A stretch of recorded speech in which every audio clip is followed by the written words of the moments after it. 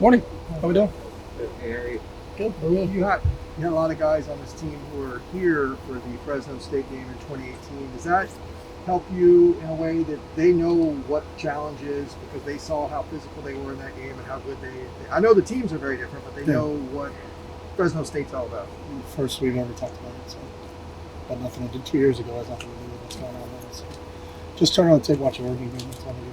So we focus on this season and this season only, and we got 3 games to look at Fresno for, and we look at the Connecticut game and the Oregon game and the Cal Poly game and formulate your plan from there and move on from there. So talking about something that happened 2 years ago is TBU.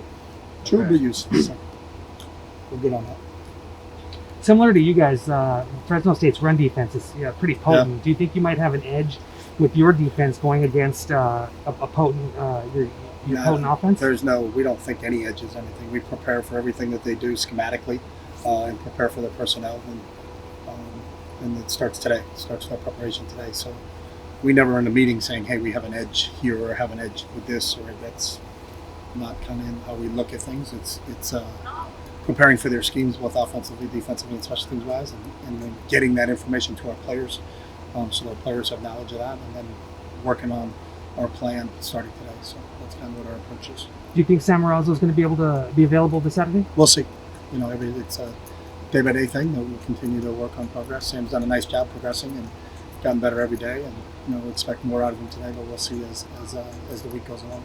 Fresno State was Dorian's first home start 3 years ago. How much has he grown from then to now? I think he's grown, and regardless of when his first home start was, I think he's grown since the first game he played, and he played against Cincinnati in the opening game of his freshman year because Wilton went down in the second quarter. So that's the great thing about Dorian. He learns from every experience that he has and capitalizes on that. He's got a great mindset. He's got a growth mindset in terms of what is presented to him and how can he get better on a daily basis. So I think he's grown in leaps and bounds since he's left. Your thoughts on Fresno State's quarterbacking? He's a really good player. Yeah, he's a really, really good football player. He's dynamic. He's got a knack for keeping plays alive. He's really athletic. I think he's got a great knowledge of Kalen's system in terms of what they ask him to do. And he's just a productive football player. And he's, we're going to have our hands full containing him. But he's one of those guys. He reminds me a lot of Russell Wilson that when he takes off, he's taking off looking for touchdowns. So it's not just hey, 1 is covered, 2 is covered, I'm going to tuck this ball into my arm and run. He's looking to throw the ball down the field for big chunks of yardage, and he's a competitor, and he's tough too. I've seen him take some shots, and then he just gets up and keeps playing hard. So we're going to have our hands full with him tonight. So. Is it a benefit to have a bye week this early, Chip, after playing 2 games? It depends on, at the end of the year, you can say it's beneficial, not beneficial. We don't control the schedule. That's how the schedule laid out. We got a week 0 game because we played Hawaii. That's an NCAA rule. If you do play Hawaii, you can play week 0. So it is what it is. Those are things that aren't in our control, so to speak. So then we don't really analyze or look at it that it isn't good to have a bye or it isn't good to have a bye.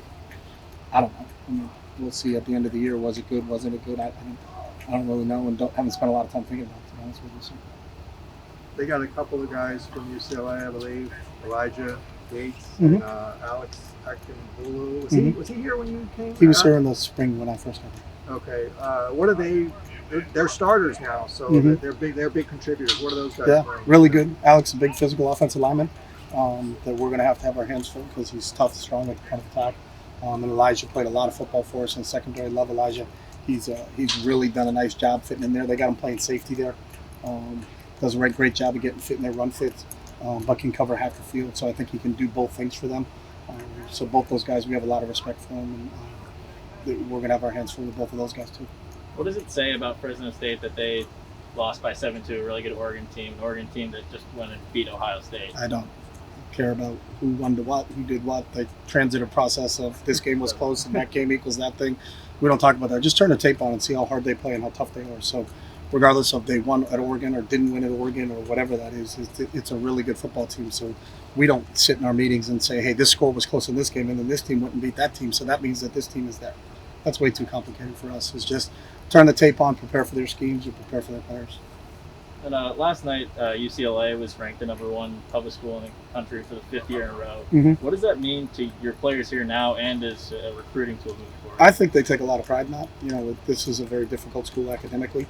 Therefore, when you graduate from here, the degree that you get from here will open up a ton of doors for you. And it's about helping you become the best version of yourself. And it's something that I think our players here take a lot of pride in. And I think the recruits that we're recruiting really take a lot of pride in that. Do you, Team's energy going into this game against Fresno State? I think it's good. Today's our first day of prep. We had an improvement week last week, and I thought they were great. We had Monday, Wednesday, Friday. We were working with them, and then today we'll just get right back at it. And this will be our first real jump in with everything for Fresno in terms of our preparation. But the energy was good in meetings, and we're looking forward to a training session today. So. last few games, you had a hot one at the Rose Bowl. Do your game preparations change when you have to wait all day for a 7:45 kickoff? Yeah, I know the game preparation doesn't change. It's just what our Saturday looks like. So our Monday through Friday will be the same, and then Saturday is just a little bit different schedule because we do have that late start. So again, that's something that we don't spend a lot of time on the start just because we don't have any control over that. But this is, I think, the latest one we'll play 7:45. So we look at it as trying to be positive. So it's a primetime game in the Philippines. So. Let's put on a good show for the people in Manila. So people on the East Coast aren't going to see us play, but at least people in Manila waking up Sunday morning will get a chance to watch the Bruins play. So hopefully there's some Bruins fans there. So Trying to crack that peak Manila recruiting market. yeah, this should be. Actually, Coach Norwood's son is playing professional basketball in the Philippines, so he'll give us any intel if there is anybody over there. So You watch any of the games over the weekend? just a few in and out. I can't. I have ADD, so I can't sit and watch the whole football game. So saw bits and pieces of a few of them. So Just what do you think of just the conference over the weekend with Oregon's win over Ohio State? I saw some of that game. I thought Oregon looked really strong in that game. They did a nice job. So I'm not. I don't see enough, and I'm bouncing around to say that I watched this entire game or that entire game. So, but it was a good win against a really good Ohio State team. So. Chip, what are your thoughts on the targeting rule and the player being ejected if they are called for targeting? Do you think that's fair, or That's the rule. That's my thoughts. So they don't ask me. So if that's the rule, then we're going to play by the rules. So whether you think the speed limit should be 65, if you're going over the speed limit and you get pulled over, then you get pulled over. So you should be able to think maybe you can get on the 405 and drive faster than 65 if there's no one on it. But if you break the rule, you break the rule. So we coach off how the officials are going to interpret that, and then we understand the rules in place because it's a safety deal, and we get that whole part of it. So to get into what that is and what that isn't just doesn't help us or doesn't help anybody else. So just whatever the rule is, we'll explain it to our players and make sure we don't coach tackling that way. So we coach tackling the proper way and make sure we execute it that way. So. Has the interpretation remained consistent over these 7 years, or have you seen some variance? I haven't studied the amount of targetings and who was in and who was out. I was just wondering in reviews when players you've had gotten. Usually when we've gotten it, there's been some application of the rule. It's not they don't make it up. It's not like just someone hit with the shoulder and into the sternum and then they said it was targeting. So usually when we get a targeting penalty, it's because of what the rule is interpreted, and that's what our player did. So. Have you ever seen a game where a kicker got kicked out for targeting, like what happened Saturday night?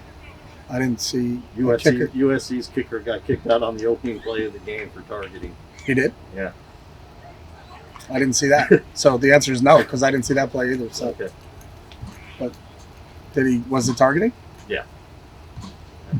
So a guy targeted and they got penalized for targeting, and then he's out of the game. So it's just because it was the kicker on the opening kickoff of the game. You stay around this game long enough, you'll see a lot of different things. So. Thanks, guys. Anything else? All right, thanks, guys. Appreciate it.